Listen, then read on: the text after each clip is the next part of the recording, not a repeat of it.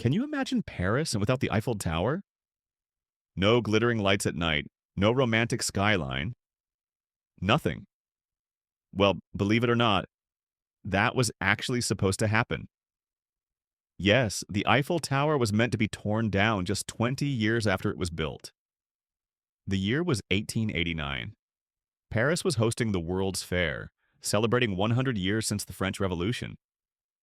Engineer Gustave Eiffel proposed something radical, a massive iron structure unlike anything the world had ever seen. But oh boy, people hated it.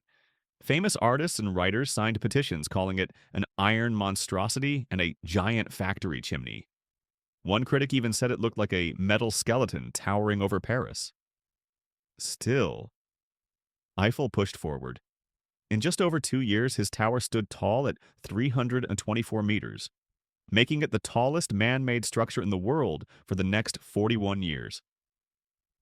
But here's the twist. Eiffel only had a 20-year permit from the city. The deal was simple. Enjoy it for the fair, then take it down by 1909. And by the early 1900s, people still weren't in love with it.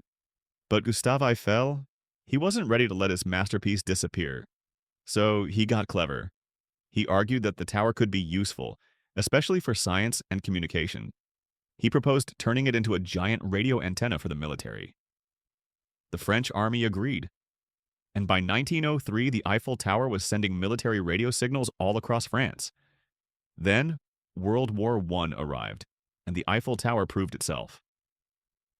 It intercepted crucial German messages, giving France a huge advantage. Suddenly, the ugly iron thing had become a national treasure. And here are some facts that will blow your mind. The Eiffel Tower was originally red, not bronze. It's repainted every 7 years and using about 60 tons of paint each time. In cold weather, it shrinks by about 6 inches. And guess what? Gustave Eiffel had a private apartment at the top, where he hosted scientists, VIPs, and even held secret meetings. Oh, and when it first opened, some people were so terrified of the height, they refused to go past the second floor. Because of its usefulness, the Eiffel Tower survived its demolition date, and over time the Parisians fell in love with it.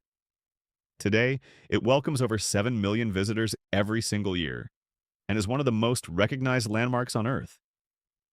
So, the next time you see the Eiffel Tower, remember, it's still standing not because Paris loved it from the start, but because it was just too valuable to destroy.